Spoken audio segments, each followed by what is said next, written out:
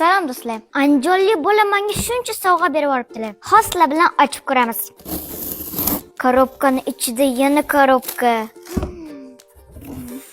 Wow! Buni qarang, ko'pligini, bunusini qarang, kattaligini.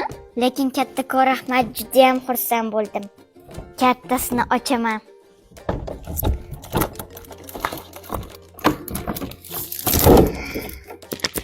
Rostdan bunisi kallamdan katta ekan. Hozir ichini ko'ramiz. Wow. Wow, ichida shunaqa marmeladchasi bor ekan. Kisli marmeladi bor ekan. Shunaqa pudralar, jvachka. Har xil ta'mli qanddan bor ekan. 4 ta jvachka.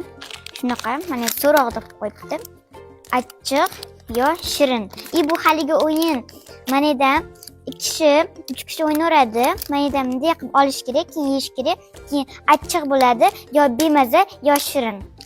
O'ynab ko'ramiz. Nakleyka.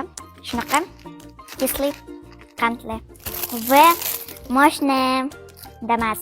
Qarina bittasini ichida shuncha narsa chiqdi.